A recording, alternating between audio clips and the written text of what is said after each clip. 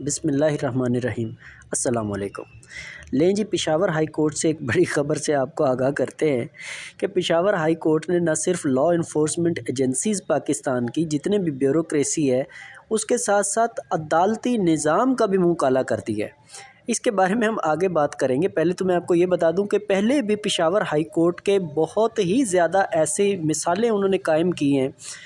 جن سے کوئی بھی منہ نہیں موڑ سکتا، اور پاکستانی تاریخ کا تو آپ بھول ہی جائیں کہ اس کو کبھی جو ہے وہ بلا پائے گی۔ اس قدر لیول کے انہوں نے فیصلے کیے ہیں کہ پتہ چلتا ہے کہ عدالتی نظام بھی کوئی چیز ہوتی ہے، اور اگر عدالتیں چاہیں تو ملک کے اندر امن و امان کی صورتحال کو بھی برقرار رکھا جا سکتا ہے، اور کوئی بھی شخص قانون کی خلاف ورزی کرنے سے پہلے بھی 100 مرتبہ سوچے گا۔ پی ٹی آئی کے صدر جو سٹی صدر ہیں عرفان سلیم صاحب، ٹھیک ہے، ان کے کیس کی آج سماعت تھی پشاور ہائی کورٹ میں، اور آپ کو بتاتے چلیں کہ پچھلی سماعت جب ہوئی تھی تو پشاور ہائی کورٹ کے جو چیف جسٹس صاحب ہیں انہوں نے آئی جی پولیس اور چیف سیکرٹری کو اس جو تاریخ ہے اس پہ آج انہوں نے اس پیشی پہ بلایا ہوا تھا۔ اب بلایا کیوں ہوا تھا؟ کیونکہ جو عرفان سلیم صاحب تھے ان کا جو کیس چل رہا تھا بار بار، کیونکہ پی ٹی آئی کے جتنے بھی کارکنان ہیں، ان کے جو لیڈرز ہیں، ان کو ایک کیس میں ضمانت ہوتی ہے تو دوسرے میں گرفتار کر لیا جاتا ہے، یعنی بار بار جو فضول قسم کی گرفتاریاں ہیں، اور یہ ایک جو غیر قانونی چیز انہوں نے بازار سرگرم کر رکھا ہے پاکستان کے اندر پچھلے 1.5 سال سے، تو یہ کیس تھا جس کی وجہ سے عدالت نے آئی جی اور چیف سیکرٹری کو طلب کر رکھا تھا۔ تو چیف جسٹس جب وہ آئے چیف جسٹس صاحب کے سامنے آئی جی اور چیف سیکرٹری، تو عدالت نے اس پر بڑی جو ہے برہمی کا اظہار کیا،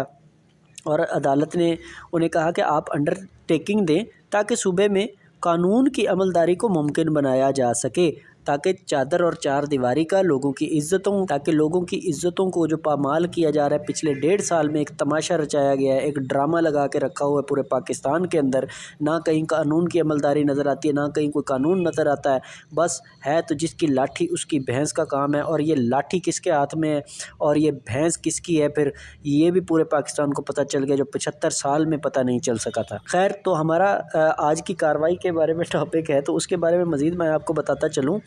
کہ عدالت نے ایک تو ان سے انڈرٹیکنگ لی ہے کہ بھائی آپ یہاں پہ اوتھ دیں کہ دوبارہ ایسی حرکت آپ نہیں کریں گے، یعنی پی ٹی آئی کے کسی بھی کارکن کو ایک مرتبہ ضمانت مل جانے کے بعد انہیں کسی دوسرے کیس میں گرفتار نہیں کریں گے، اور اگر عدالت کی حکم دولی ہوئی تو سخت کارروائی کا آپ کو سامنا کرنا پڑے گا۔ کسی کو بھی ایک کیس کے بعد دوسرے کیس میں گرفتار نہ کیا جائے، یہ عدالت نے فیصلہ سنا دیا، اور آئی جی اور چیف سیکرٹری نے یقین دلایا کہ